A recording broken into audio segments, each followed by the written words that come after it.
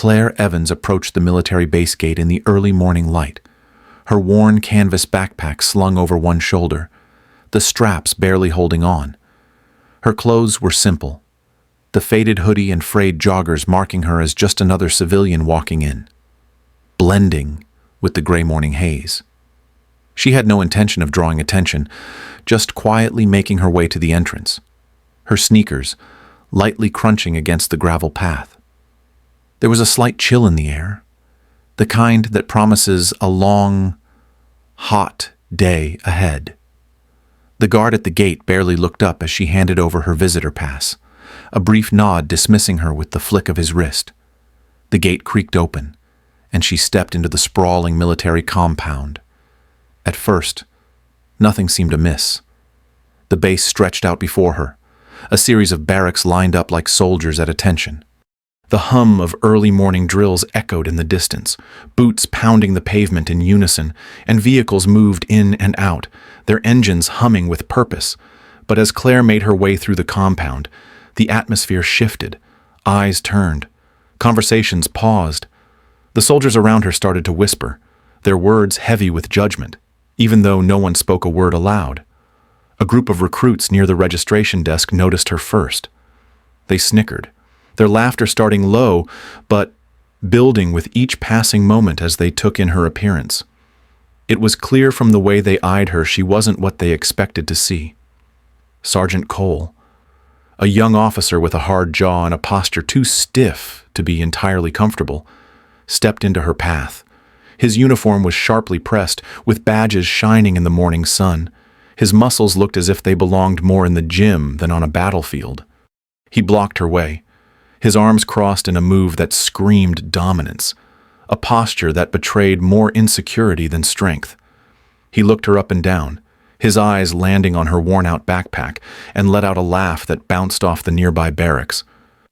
He spoke loudly, letting his voice echo across the yard. "Lost. Kid, that backpack's seen better days. You think you're joining the army with that?"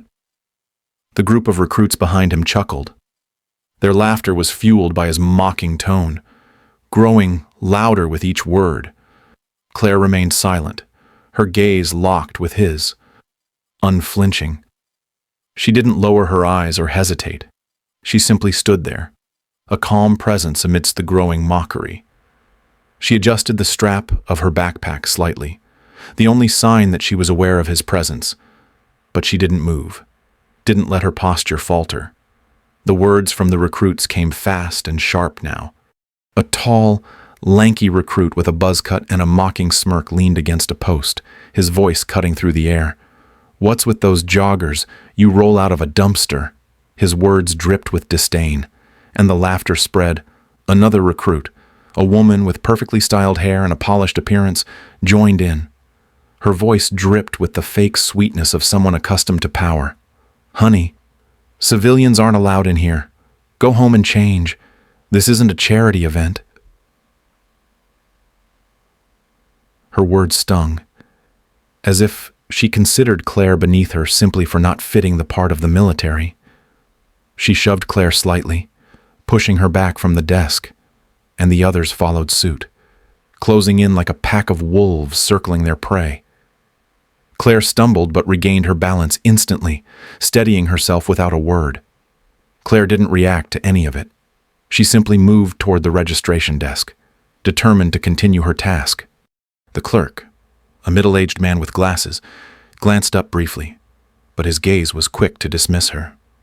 "Lines for personnel only," he muttered, barely sparing her a second look. But Clare stood firm, her hands flat on the counter, silently waiting for him to acknowledge her. The insults around her grew louder, almost unbearable now. "Look at those sneakers," one of them mocked. "She probably hasn't washed them in weeks." Another voice joined in. "No makeup, no effort. She thinks she belongs here." It was cruel, the way they reduced her to a mockery, equating her worth with how she looked, how she appeared to them. Clare, in her simple clothes, became the symbol of everything they thought was beneath them.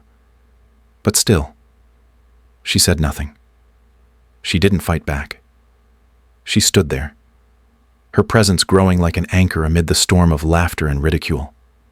Every word they threw at her hit, but she didn't flinch. The tension in the air thickened, but Clare remained composed, her silence louder than any insult they could throw her way. Her stillness was a challenge to their expectations, a silent rebellion against the cruelty she faced. The crowd's laughter didn't faze her. She stood there, silent, but unyielding, as the world around her judged and laughed, not knowing who she truly was. It was clear that they didn't see her. Not yet. But they would. And when they did, everything would change. The tension in the air thickened as Clare stood there, her silent resolve facing the sharp edges of ridicule from every direction. The recruits gathered around her, their eyes piercing through her worn-out hoodie and frayed joggers, as though her clothes defined her worth. Each comment stung like a slap to the face. The mocking laughter seemed endless, echoing off the cold stone of the barracks and compounding her humiliation. Sergeant Cole, with his tight, self-assured smirk, took center stage in the crowd, his presence looming over Clare like a shadow. He couldn't resist the urge to draw attention to her, to solidify his own position by making her the object of his amusement. "Is this some sort of joke?" Cole barked, loud enough for the entire group to hear. "You actually think you belong here, in the military, with that—" He motioned at her backpack with a sneer, as if it were an insult to the very concept of military pride. The crowd's laughter grew louder, encouraged by his taunt. His eyes, sharp and focused, searched Clare for a sign of weakness, a crack in her otherwise unflinching exterior. But Clare didn't break. She didn't flinch, didn't twitch. She simply stood still, her gaze unwavering as she faced him. Her silence only seemed to egg him on, making his mockery even more venomous. "What's the matter, Evans? You think a raggedy backpack and those sorry sneakers are going to get you anywhere?" One of the recruits joined in, leaning casually against a nearby pole, his voice dripping with superiority. Another, younger soldier, probably fresh from boot camp, snickered and added, "You're here to clean the floors. Right. Maybe serve lunch."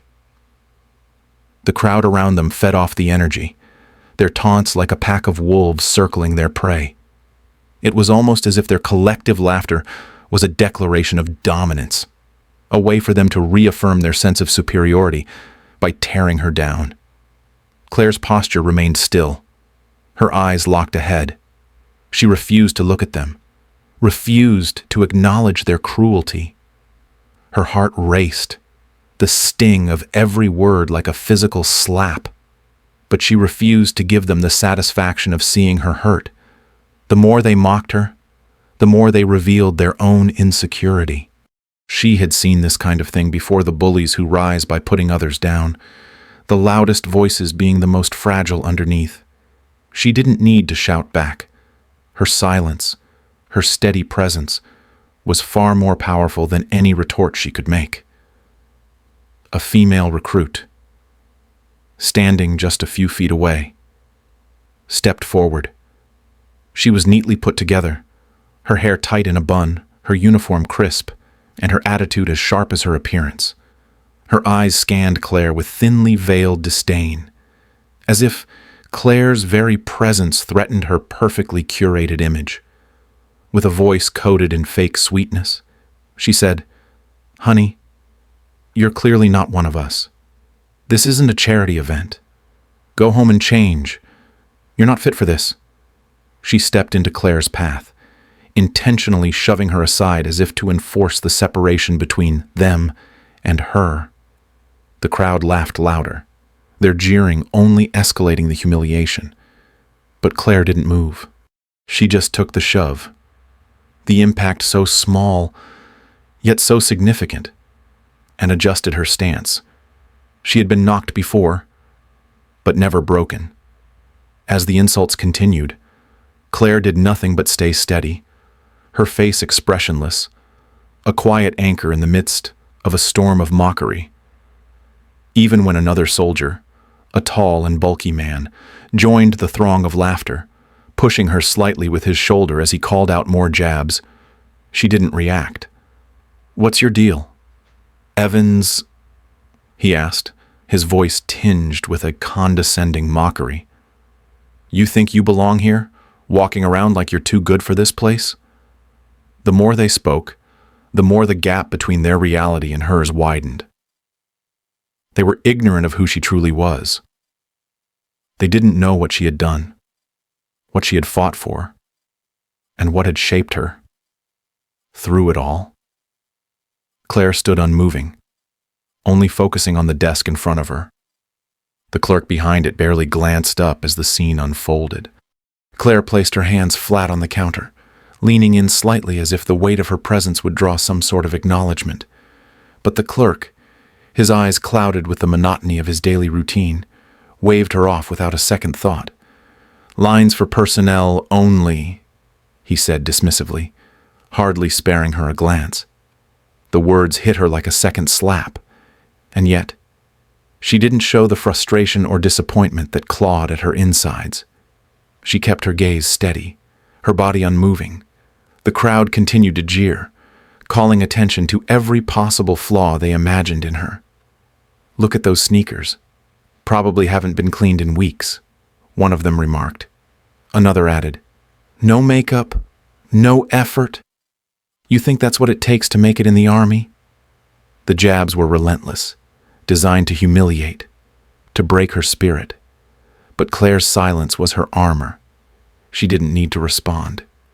She didn't need to explain herself. Her quiet dignity was louder than any insult. As the laughter grew, so did the sense of isolation Claire felt. The world around her seemed to shrink, the noise and mockery pressing in. She could feel the weight of judgment in every laugh, in every whispered comment. But even in that crushing weight, she remained composed, her breathing steady, her posture unbroken. She waited. She had been in worse places, faced more dangerous situations, and survived. This was nothing. And even if the world around her thought she didn't belong, Claire knew who she was, and she wasn't going anywhere. In the silence between their words, Claire's presence seemed to expand, pushing back against their ridicule. Her strength wasn't in loud words or grand gestures.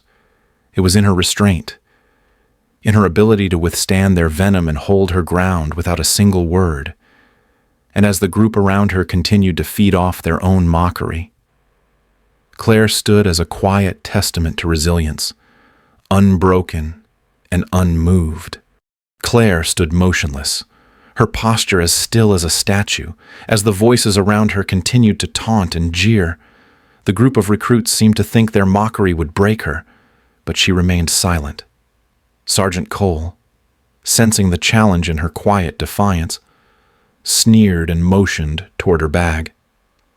"Well, let's see what kind of junk you're carrying around," he said, his voice cutting through the growing tension like a knife. He reached for the zipper of Claire's worn-out backpack, his fingers tugging it open without hesitation. The crowd's laughter died down for a moment, a collective breath held in anticipation. They expected the usual papers, old snacks, maybe a few textbooks, but what they got was something that stopped them in their tracks. Sergeant Cole pulled out a few small items first, an old dog-eared book, a bottle of water, and a small set of tools, none of which seemed to match the expectations of someone who belonged on a military base. The crowd shifted uncomfortably, unsure of what to make of it. But then, Cole's hand brushed against something solid, something heavier at the bottom of the bag.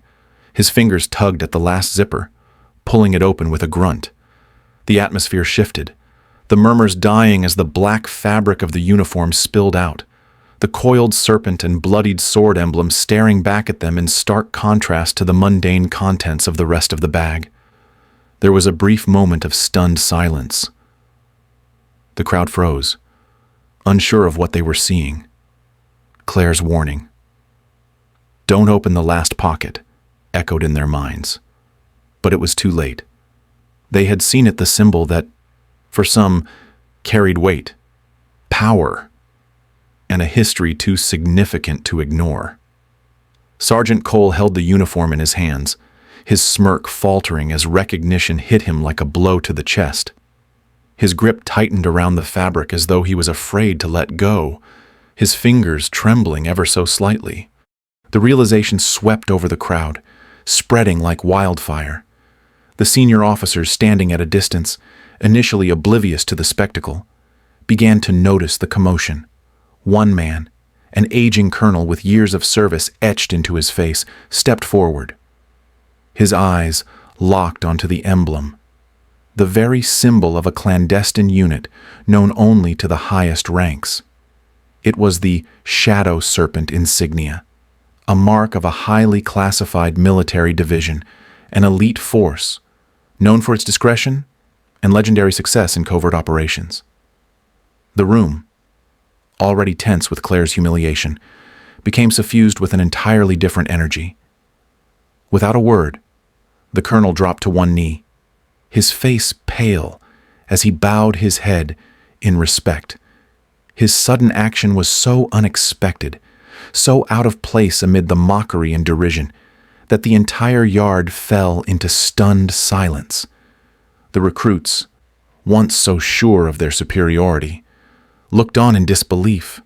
Claire's status, her identity, the very core of who she was, had just been exposed in the most public of ways. But Claire, ever composed, remained silent, watching the scene unfold with quiet intensity.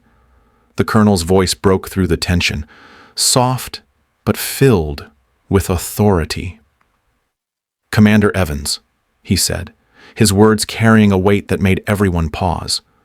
The title hung in the air, heavy with its meaning. The recruits who had laughed, the officers who had mocked her now stood rooted to the spot, realizing that their judgment had been gravely misplaced. "Please forgive us," the colonel added, his voice trembling with a respect they hadn't offered her before.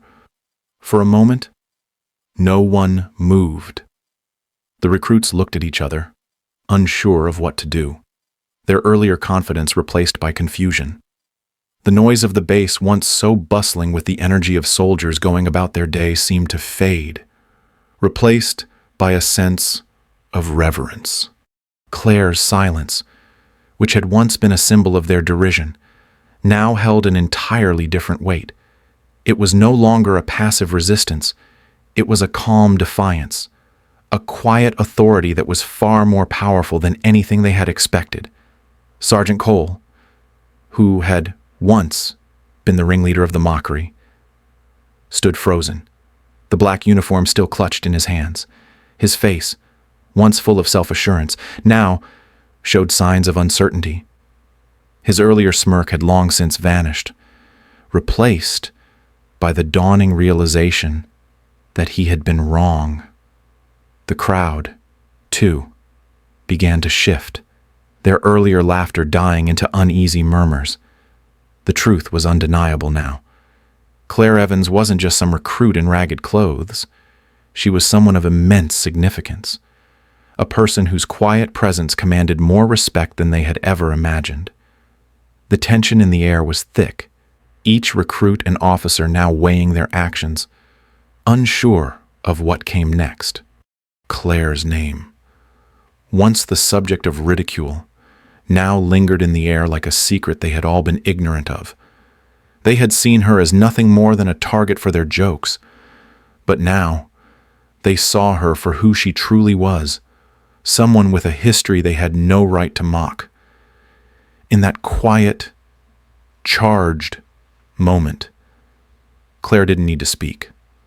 Her presence, her history, and the weight of the emblem she had carried with her were more than enough to silence the room. The twist had come, unexpected and undeniable, and now the power had shifted. What had begun as a moment of humiliation had turned into something far more profound, a reminder that, even in silence, strength could be found. And that, sometimes, the greatest power lay in the things left unsaid. Clare sat in silence, the weight of the moment pressing down on her like an invisible force.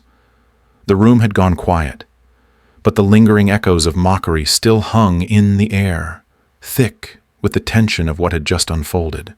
Sergeant Cole, once the ringleader of her humiliation, now stood with his head lowered, his smug expression entirely absent.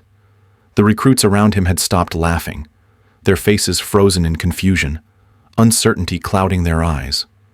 They had never expected this. They had never imagined that the quiet woman with the ragged backpack and worn clothes could carry such a heavy truth. A few officers, standing off to the side, exchanged uneasy glances, their faces slowly betraying recognition. They were the ones who had been trained to see through facades, to spot the hidden stories behind the uniforms, and to understand the gravity of every insignia. As the silence stretched on, one of them, a senior officer, an older man with a graying beard and sharp eyes, stepped forward. He took a breath, his voice firm but low, calling for the attention of the others. The atmosphere seemed to change in that instant. No longer was it a moment of mockery, but one of realization, as the room seemed to hold its collective breath. "Everyone," the officer said, his voice cutting through the tension, "show some respect. The woman you've been laughing at, the woman you've been mocking, she is Commander Evans."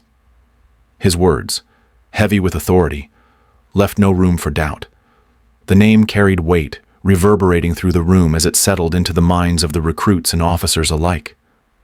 Clare Evans, known in certain circles by a different title, Shadow Serpent. The name alone was enough to wipe the smirks off their faces, replacing their earlier arrogance with unease. Shadow Serpent was no ordinary title.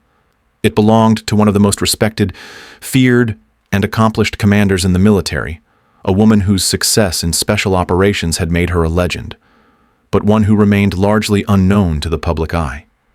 The officer's words seemed to unlock a floodgate of understanding among the others. Clare had been sitting there, silent, her presence barely acknowledged by those around her just moments ago. Now, she was the center of attention, and not for the reasons they had assumed. The realization was swift and harsh, like a cold wind sweeping through a room of heated arguments. Clare, the quiet woman with a simple backpack, had just become something more, a figure of respect, a symbol of the unrecognized warriors who stood in the shadows, unseen and unheralded. The officers who had overlooked her, the recruits who had taunted her, all suddenly understood the magnitude of their mistake. And in that understanding, a new emotion began to spread across the room. Shame. The colonel, who had been standing in the back, took slow, deliberate steps forward, his face, once stern and unreadable, now softened as he reached Clare. Without a word, he dropped to one knee, his actions so graceful and filled with respect that they carried more weight than any speech could convey. The others, seeing the colonel's gesture, followed suit, slowly, one by one. The officers and recruits who had once mocked her now bowed their heads, their eyes averted in a silent acknowledgement of her true identity. They were no longer looking at her with derision, but with the respect that had been earned through years of unspoken sacrifice and courage. Clare didn't say a word. She didn't need to. Her silence, once a symbol of their mockery, had now become the most powerful force in the room. It spoke volumes about the dignity she carried, about the strength in not needing to prove herself to those who had already judged her. Clare's calm, unwavering presence was a challenge to the assumptions they had made, and it was that same presence that now commanded their respect. She didn't need to speak because her actions, her mere existence, spoke louder than any words could. Clare rose from her seat, her movements deliberate and graceful. She stood tall, not as a woman trying to assert her place, but as someone who had already earned her position through actions, not appearances. She didn't make eye contact with anyone. Instead, her gaze remained forward, as if she had already seen through their reactions. Her steps were steady and confident as she walked through the crowd, the weight of their stares on her back. But she didn't falter. The silence in the room deepened. But now it wasn't the uncomfortable silence of mockery. It was the heavy, respectful silence of those who finally understood. As Clare passed by the recruits, they could no longer hold on to their previous judgment. Their heads were bowed, and their eyes were filled with awe and regret. Sergeant Cole, who had once been so full of himself, now looked almost small in comparison. His shoulders were slumped, his hands at his sides, as he watched Clare move through the room. He had underestimated her, and in that moment, he realized the full extent of his mistake. The recruits around him, once so eager to tear her down, now seemed to shrink in her presence. Clare continued her walk without a single word, her steps echoing softly in the stillness. The tension that had once been so thick now felt like a distant memory, replaced by a quiet reverence.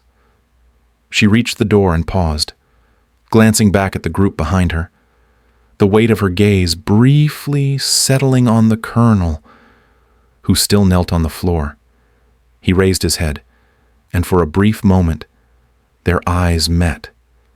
There was no need for words. The exchange was enough. It was a silent acknowledgement of the past, of the wrongs done, and of the respect that had finally been earned. With a final glance around the room, Clare stepped out of the building. As she walked away, the recruits and officers who had once humiliated her were left to reflect on their actions, their heads still lowered in silent acknowledgement of the truth they had failed to see. The respect they now felt for Clare was not just because of her rank, but because they had learned, in a way none of them expected, that real strength is often the quietest. The mood in the room had shifted completely. What had begun as a moment of mocking laughter and derision was now a quiet tension hanging in the air. The recruits, who had once been so eager to tear Clare down, were now left with the consequences of their actions. Sergeant Cole, the one who had led the ridicule, stood at the back of the room, his shoulders slumped, his eyes fixed on the ground. There was no defiance left in him. He had tried to assert dominance over someone he thought was weak. But now, as he faced the inevitable fallout, he was just another soldier caught in the gears of the system he had tried to manipulate. The officers who had taken part in the mockery weren't exempt. One by one, they were called into the commanding officer's office, where their actions were reviewed. The tension in the room was palpable as they waited for their fate. Some of the junior officers, who had been so quick to laugh at Clare, now found themselves in a position they never thought they'd be in, facing disciplinary action for their behavior. A few were reassigned, their reputations tarnished beyond repair, while others were swiftly removed from their posts, their careers abruptly cut short. Their punishment wasn't just a consequence of their actions, it was a lesson in humility, one that they would not soon forget. Clare, however, remained as silent as ever. She watched the proceedings from a distance, her expression unchanged. The quiet woman who had once been the target of their ridicule now stood unaffected by the chaos unfolding around her. She didn't revel in their downfall, nor did she feel satisfaction at seeing them face the consequences of their actions. For her, there was no joy in their punishment, only a sense of quiet relief that the truth had been revealed and justice had been served. She had been humiliated by these very people. But now, The weight of her silence was far more powerful than any words of retaliation could have been. As the day wore on, the whispers about Claire grew quieter, replaced by an uneasy stillness. The same recruits who had laughed and mocked her now exchanged uncertain glances, their earlier bravado dissipating like smoke in the wind. They couldn't look her in the eye anymore. They had been so quick to judge, to assume that she didn't belong, and now they saw the error of their ways. The consequences of their actions had left them feeling exposed, their own flaws laid bare. They had been a part of a system that had celebrated mockery, but now they found themselves caught in the aftermath of that same cruelty. Claire's presence in the room was like a still pond, untouched by the ripples of their regret. She didn't need to speak to make her point. Her actions had already spoken louder than any words could. The moment of justice was unfolding, and in the quiet of the room, it was clear that Claire was the one who had held the moral high ground all along. As the final recruit who had mocked Claire earlier was called into the office, his face was pale, his confidence shattered. He had once been the loudest voice in the crowd, the one who had hurled the cruelest insults. But now, as he stood before the commanding officer, he could barely look up. His punishment was swift. His actions had been too far out of line to ignore, and his career, once on a promising path, was now uncertain. He had no one to blame but himself, and the weight of that realization hung over him like a heavy cloud. The officers who had humiliated Claire weren't exempt either. The senior officer who had once dismissed her as a threat was now facing a demotion. His failure to recognize her for who she truly was had led to his own downfall. His earlier smirk was now gone, replaced by a look of frustration as he packed his things, ready to leave the base he had once commanded with such confidence. Claire stood in the background, as silent and composed as ever. She didn't take joy in seeing others fall from grace, but she knew that justice had been done. The scales had been balanced, and her integrity had not been compromised. The feeling of righteousness wasn't loud or boastful, it was quiet, subtle, and powerful in its own right. Claire had endured humiliation, but now she was walking away from this ordeal with her dignity intact, and she knew that no one could take that from her. As she left the room, the recruits and officers, once so full of themselves, were left to reflect on their actions, their careers, their reputations, and their futures had been irrevocably changed. They had learned a harsh lesson, one that would stay with them long after Claire had gone. In the end, it wasn't their mockery that defined Claire, but her silence, her strength, and the quiet justice that had followed. And as they watched her walk away, they couldn't help but feel a deep sense of regret for the person they had once belittled. Claire stood in the quiet ceremony hall, her heart calm as she stood before the podium. The crowd around her, though filled with important figures, seemed distant. She wasn't the center of attention in the way one might expect from someone receiving a medal from the President of the United States. She didn't need the applause, the loud cheers, or the spotlight. Her reward had never been for the recognition or the honor. It had always been about the people she saved, the mission she completed, and the lives she had touched. Yet, here she was, accepting the highest recognition for her courage and sacrifice. The President, a man with decades of service behind him, placed the medal around her neck with a simple, respectful nod.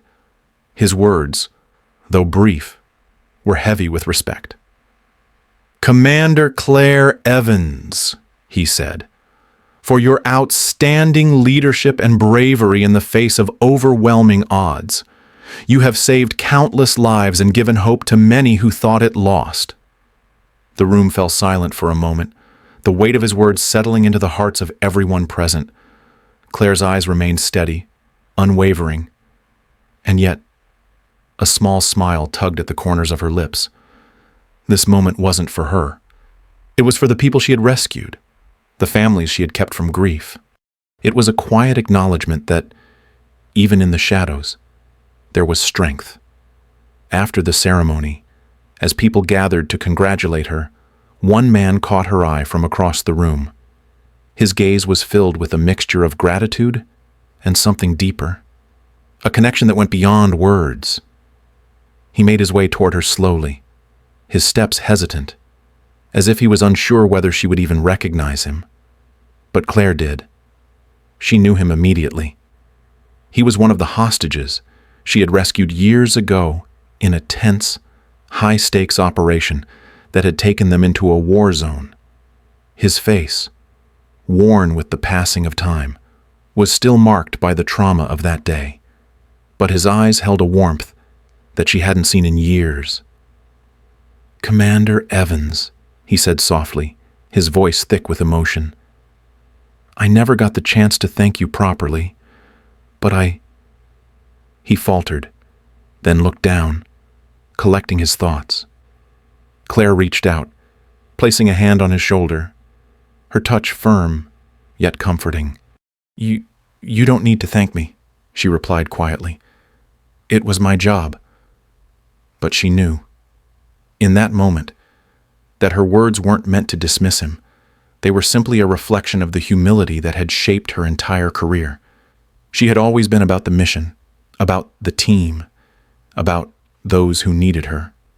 This man, this moment, was no different. The man handed her a small photograph, carefully folded and worn at the edges. It was a photo of the rescue team, the faces of men and women who had worked together, without hesitation, to free those trapped in a desperate situation.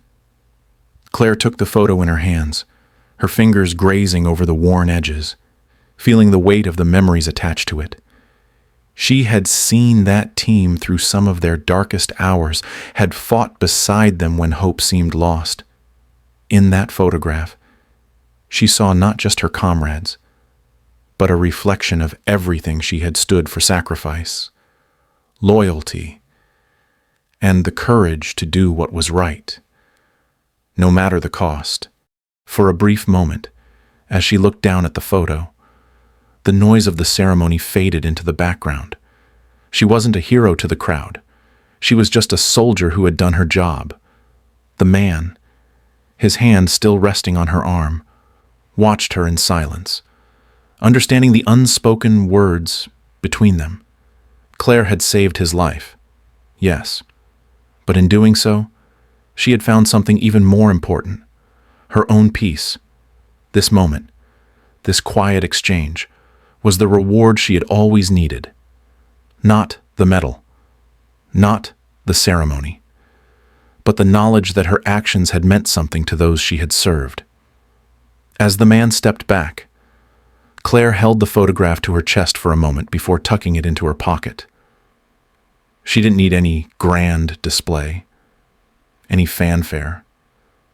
The quiet gratitude of the people she had saved was enough. With the photo tucked away, she stood still, breathing in the moment, feeling a sense of calm wash over her.